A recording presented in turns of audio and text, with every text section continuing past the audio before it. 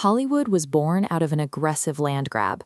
It was paved over a sleepy agricultural town through a decade of ruthless expansion. In the early 1900s, Thomas Edison and his movie trust held ironclad patents on cameras and projectors.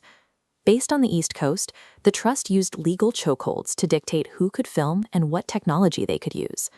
Independent producers who defied the trust faced constant harassment. Edison's lawyers and process servers stocked film sets, forcing filmmakers to literally flee across the country to avoid equipment seizures and legal injunctions. The founders of the Hollywood system were fugitives.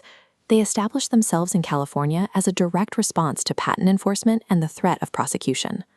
These rogue filmmakers chose Los Angeles for its specific physical advantages.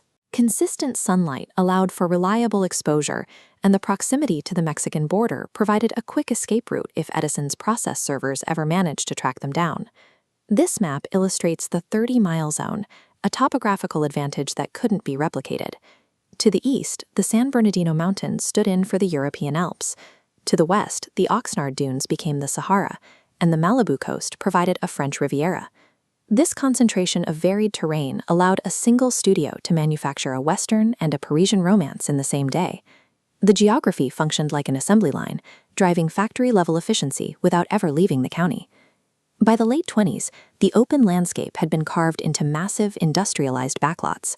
These were no longer just film sets. They were self-contained cities designed for the mass production of dreams. Power consolidated into the Big Five: Paramount, MGM, First National, Fox, and Warner Brothers. They operated as a vertical monopoly, controlling every stage of a film's life cycle from the script to the screen. The first two pillars of this system were physical and contractual. The studios owned the production lots outright and held their talent under ironclad, long-term contracts that gave performers very little agency. Distribution secured the loop. The Big Five owned the prestigious Stalls or Circle movie palaces, ensuring their films always had a guaranteed retail outlet and a captive audience. By controlling the land, the labor, and the theaters, Hollywood built an economic engine where profit was a mathematical certainty.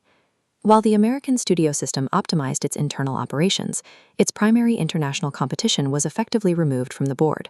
Before the Great War, European cinema thrived. However, the conflict decimated the continent's economies and physical infrastructure. In cities like Berlin, the local industry was reeling from the devastation. The Big Five moved aggressively into this vacuum. They exported Californian films into markets where local filmmakers could no longer afford to compete, establishing a dominant presence across the Atlantic. Hollywood built its global expansion on the literal ruin of its European rivals. By the time those industries began to recover, the American product had already become the standard. This globe shows the scale of that expansion. By 1928, California manufactured 85% of all films shown globally. This dominance synchronized global citizens. People in Tokyo and London adopted American fashions directly from the silver screen. Hollywood held a monopoly on the global default for human aspiration. The world wasn't just watching American movies, it was adopting an American lifestyle. In 1928, synchronized audio arrived. This mechanical system, the Vitaphone, was heavy and complex, signaling the abrupt end of the silent era. But the transition to sound was incredibly expensive. Retrofitting global theaters and building soundproof stages required a massive infusion of capital that the studios could not generate on their own. To cover these costs, the moguls sought outside investment, handing board seats to the very East Coast financiers they had spent a decade outrunning. This capital requirement merged the dream factory with the machinery of Wall Street. By the 1929 stock market crash, the sleepy town was gone, replaced by a Wall Street-backed machine that conquered the global consciousness.